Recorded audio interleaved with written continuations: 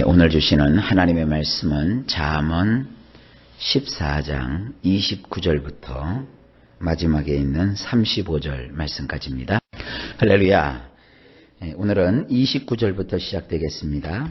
29절 말씀을 보면 노하기를 더디하는 자는 크게 명철하여도 마음이 조급한 자는 어리석음을 나타내느니라. 원문은 이렇습니다.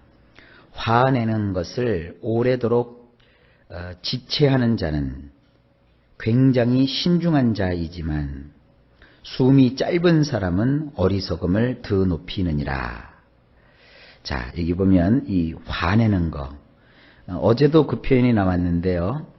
원문 그대로 표현하기가 제가 조금 그래서 저 역시도 화내는 것이라고 표현을 했는데, 원문에는 이 화낸다는 것은요, 이 코라고 돼 있어요. 코. 우리 코가 씩씩거리면서 코에서 막 바람이 막 나오는 거예요. 화가 나서 씩씩거린다 그러잖아요. 이제 그런 것을 뜻하는 겁니다. 그런데 그렇게 씩씩거리는 것을 아주 오랜 시간 동안 참는 거예요. 씩씩거려야 되는데 씩씩거리지 않고 오랫동안 참을 줄 아는 사람은 뭐냐? 굉장히 신중한 사람이래요. 그런데 여기 숨이 짧은 사람, 우리 성경에는 마음이 조급한 자 이렇게 표현을 했는데 아주 짧은 자, 이 숨을 우리는 이렇게 내쉬고 들이마시고 그러잖아요. 그래서 숨을 쉰다는 것은 일종의 어떤 감성에 관한 얘기입니다. 시브리 말로 이 숨을 루아흐라고 하는데, 이걸 다른 말로 이제 하나님께 붙이면 이거 성령이라고 표현을 하기도 하죠. 좌우지간 이 숨이라고 하는 것, 이 호흡입니다. 이 호흡이 짧은 사람, 원래 그 숨 쉬는 게 여의치 않아서 짧다 그런 게 아니라 이게 막 그 성격이 거친 사람, 기질상 참지 못하는 사람, 막 조급한 사람, 이런 사람은 그 속에 뭐가 드러나느냐? 어리석음이 드러나는데, 여기서는 이게 드러난다고 되어 있지 않고 원문에는 그 어리석음을 높인다 그렇게 있어요. 어리석음을 높인다. 세상에 높일 게 없어서 어리석음을 높이겠습니까? 그런데 이 사람이 성격이 급하면 지혜하고는 멉니다. 그래서 지혜를 얻고자 하는 자는 말씀대로 하면 그 급한 성격부터 누그러뜨려야 돼요. 한 템포 조금 참고 조금 이렇게 여유를 가지고, 이런 사람은 지혜롭고 신중해지지만 그냥 막 이런 사람들이 있잖아요. 참지 못하고 뭐 요만한 얘기 들어도 막 하고 성질부터 부리고, 이런 것은 어리석음이 드높아지는 겁니다. 우리가 신중한 사람이 되어야 하나님께서 주시는 그 지혜를 얻을 수 있습니다. 30절입니다. 평온한 마음은 육신의 생명이나 시기는 뼈를 썩게 하느니라. 이 원문은 이렇게 되어 있습니다. 몸뚱이가 편안한 사람들은 속사람이 건강한 자이지만 뼈들이 썩는 사람은 질투의 열성인 자이니라. 이 속사람이요, 이렇게 건강한 사람, 그 마음이 건강한 사람이 있잖아요. 생각하는 게 건강하고 말하는 게 건강하고. 대개 이 속사람이 건강한 사람은요, 외부에서 어떤 충격이 와도 그거를 속에서 잘 완충을 시켜요. 그래서 저 사람이 저렇구나, 상황이 이렇구나, 이렇게 판별하고 분별을 잘하기 때문에 어지간해서는 그 사람이 막 화를 내거나 속에 막 원한을 품거나 그러질 않습니다. 그러니까 속이 편안하니까 그 다음에 몸뚱이가 편안해지는 거예요. 그래서 행복은 이 몸에서 오는 게 아니라 이 마음에서 오는 겁니다. 주님께서는 우리의 마음에 평안함을 주시는 거예요. 그렇게 되면 우리의 몸뚱이도 편안해져요. 그런데 뼈들이 썩는 사람이 있어요. 이 뼈가 썩는가? 조금 새벽에 하기엔 좀 그런 얘기지만, 공동묘지에 가보면 제일 안 썩는 게 뼈예요.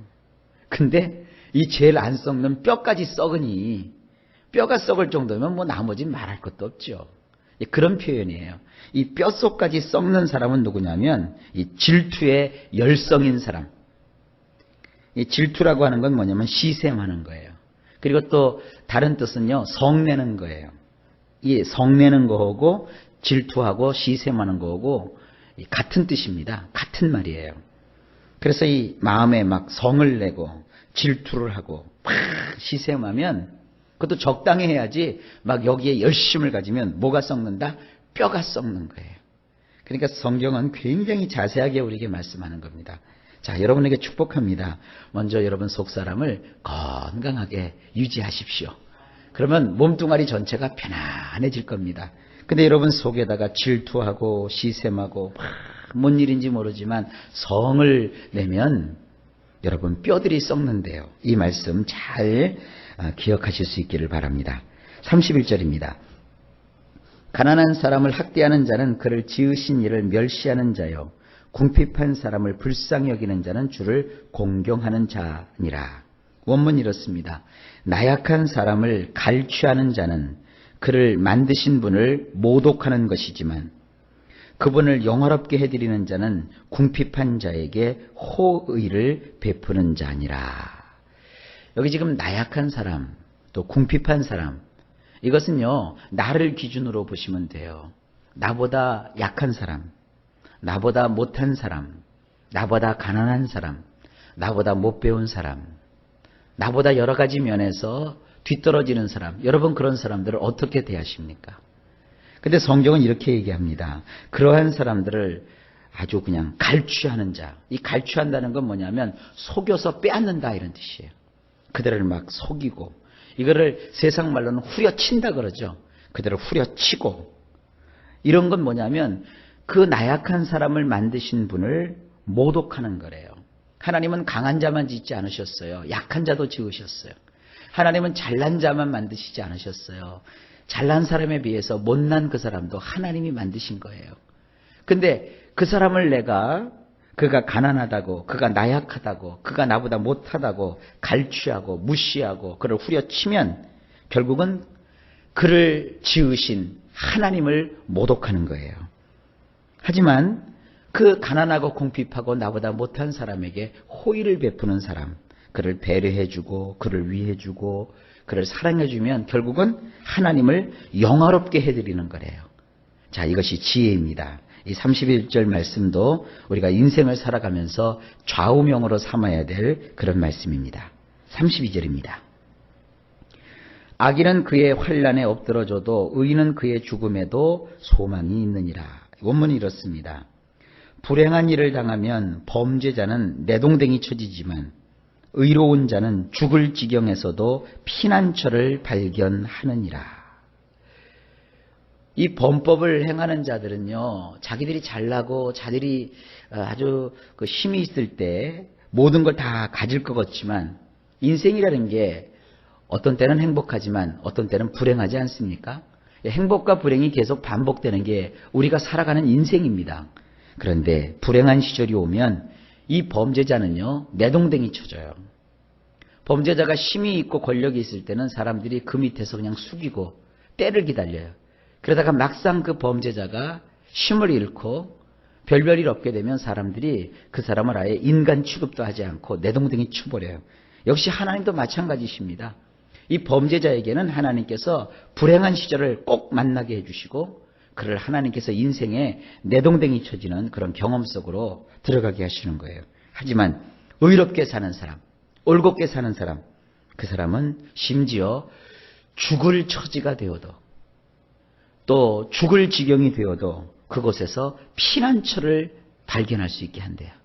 그래서 이 피난처를 발견할 수 있다는 말이 한 단어예요.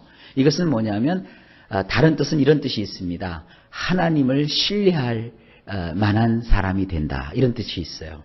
그래서 의로운 사람은 죽을 지경에 이르러도 하나님을 신뢰할 만한 그런 일이 그에게 주어지는 거예요.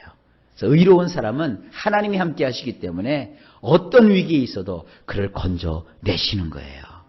그러니까 이 의롭게 사는 것이 얼마나 중요한지 볼 수 있습니다. 33절입니다. 지혜는 명철한 자의 마음에 머물거니와 미련한 자의 속에 있는 것은 나타나느니라. 원문이 이렇습니다. 신중한 사람의 마음에는 지혜가 자리를 잡지만 미련한 자들의 속 중심은 알려지게 되느니라. 자, 신중한 사람은요, 자기 자신이 잘 드러나질 않아요. 대신에 그 마음에 지혜가 이렇게 눈 쌓이듯이 살포시 임해서 쌓이게 됩니다. 그리고 그 마음 속에 지혜가 자리 잡을 수 있어요. 그런데 미련한 자들은 그 속 중심이 이렇게 다 드러나게 돼 있어요. 속이 다 발각돼요. 다 자기 속에 있는 것들을 다 드러내요. 사람이라는 게 그렇잖아요. 이렇게 삶을 살다 보면 좀 감추고 싶은 일도 있잖아요. 남에게 발견되지 않았으면 하는 그런 자기의 속내가 있잖아요. 신중한 사람은 지혜롭기 때문에 그런 걸 이렇게 잘 감추어둬요. 그러니까 그 사람은 적이 없고 원수가 없고 또 사람들이 그 사람을 참 좋은 사람이라고 인정을 해요. 그런데 미련한 사람들은 그 속에 있는 것이 다 드러나요. 더 웃긴 건요, 자기는 아니라 하는데 그 속에 있는 그렇다는 것이 다 드러나요. 그 왜 미스 코리아 선발대회 하면 진선미 뽑잖아요. 그 사람들한테 이상 받고 싶습니까? 그러면 아니요, 나 이상 안 받고 싶어요. 저 언니에게 돌리세요. 그래서 자기가 막상 떨어지면 뭐 세상 다 꺼진 것처럼 그렇게 행동하고 뭐 그런 거 있죠. 왜 그런 분위기. 여기서 그런 걸 생각하게 돼요. 미련한 사람은 그 속 중심에 있는 것이 다 드러나요. 그 다음에 34절입니다. 공의는 나라를 영화롭게 하고 죄는 백성을 욕되게 하느니라. 원문이 이렇습니다. 의로움은 나라를 고상하게 하지만 죄는 백성들의 체면을 손상시키느니라. 좌우지간 의로움이라고 하는 것은요, 한 나라도 이렇게 높여줘요.